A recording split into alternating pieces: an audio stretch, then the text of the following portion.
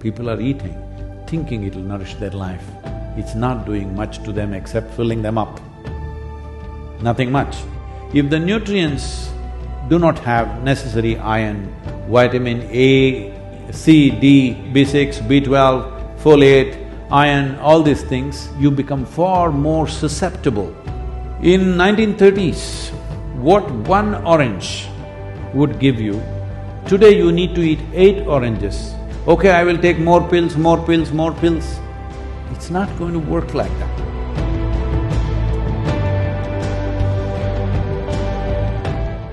The reason why this pandemic is having the kind of toll that it's having upon us, there are medical issues, I'm not entering that.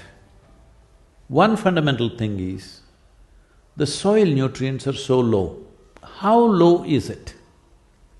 The soil depletion, I'm only talking about United States. The soil depletion in United States has led to 21% drop in vitamin A in all the fruits, vegetables and everything else that you're eating. 30% drop in vitamin C, 37% drop in iron levels, 27% drop in calcium levels.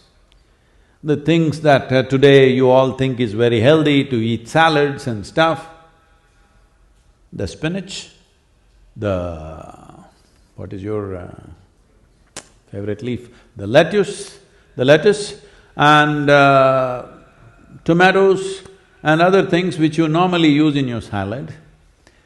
From the early 20th century, what level of nutrients they had and what they have today is only 10% left, 90% lower than what it was in early 20th century. So you're largely eating water sacks without much nutrient in it. If we had that level of nutrition, our ability to… not 100%, but our ability to counter this would have been different. We would be at a different level of immunity that it wouldn't be such a scare. So many people need not die.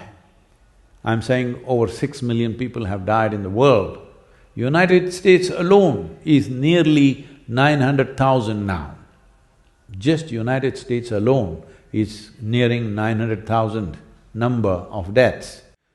The nutrient studies across the world are showing the nutrient depletion in the food across the world is so significant, it's tragic that we are eating something thinking it is food that nourishes us, but actually it has nothing. The question is not even… I'm not even going to the place of fertilizers, pesticides, herbicides, I'm not even going there about… that is outright poisoning, all right? I am talking about depletion of food. That itself is tragic. People are eating, thinking it'll nourish their life. It's not doing much to them except filling them up. Nothing much. And that is one reason why we have to fear the pandemics. And I've been listening to some of the top virologists in the world, they're all saying that this may not be the end, because the very nature and structure of the corona, the fundamental corona as such, already you have seen 2-3 variants. Now we are talking about Mr. Omicron, he sounds like a guy.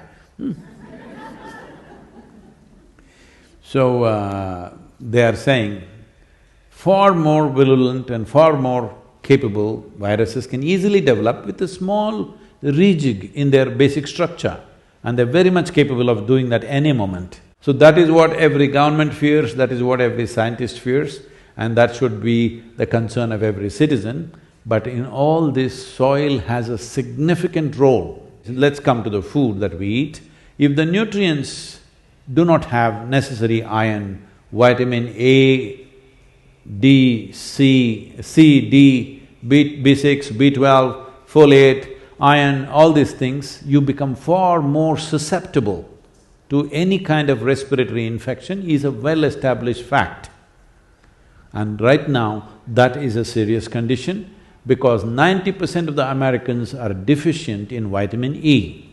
And that is why highest level of deaths in a given country for the population has happened in this country. For 350 million people, nearly 1 million people are dead. This is the highest in the world. There are countries like India and many other nations far more densely populated. Just the amount of space that you have, you should have been safe. But lack of nutrients and irresponsible behavior has cost us so much. We have to ensure that more people don't go in this direction.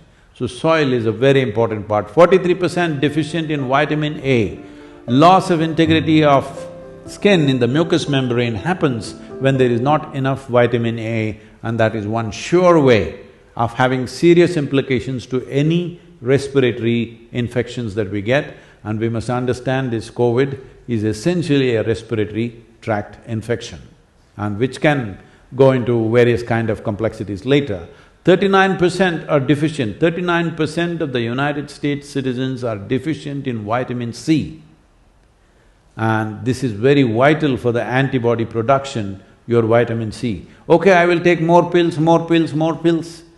It's not going to work like that. The food should have it. They're saying, in 1930s, what one orange would give you, today you need to eat 8 oranges. Has anybody eaten 8 oranges in a day, any time? You ate? Okay. They are working on an orange farm. Okay. Eating 8 oranges a day is not a possibility for most human beings. One orange, what it would give you, today it takes 8. So, considering all this, soil is an unfolding disaster for everybody. I was talking to the WFP director who is from United States. He said, last year we spent $9 billion distributing food in Africa to starved populations. This year, our budget has to go up at least by $4 to $6 billion. Otherwise, we cannot fulfill this, because the number of famines we're expecting in many parts of Africa is so high. And he said, people thinking that this will only happen to Africa or Asia is unfortunately not true. That he's saying by 2035, there could be severe famines in Chicago and Illinois region, because the soil conditions have depleted so badly, it can easily happen. Oh, we will transport all the food from here to there to here. No, when there is food shortage, no truck is going to reach its destination, people are going to loot it on the way. Hello? Yes or no? You orange eaters, tell me, will the Florida oranges, will you let it go to Canada? You guys are eating 8 per day.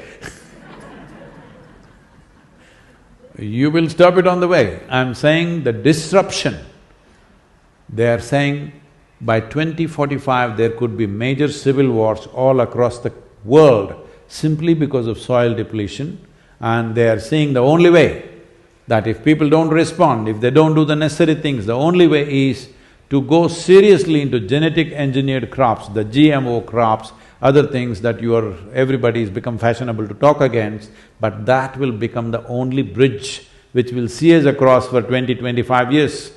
But after that, when you crash, there is simply no recovery unless you put the soil back. Every year, on an average, there is a loss of 27,000 species of microbes are going extinct per year. So if we let this go as it is for another 25 to 40 years, after that recovery will take anywhere between 150 to 200 years. If we act now, if we change the policies now and begin to act in the next 10 to 15 years' time, in 25 years' time we can turn this situation around. I feel this is a fundamental responsibility that we owe to ourselves and to future generations on this planet. What do you think?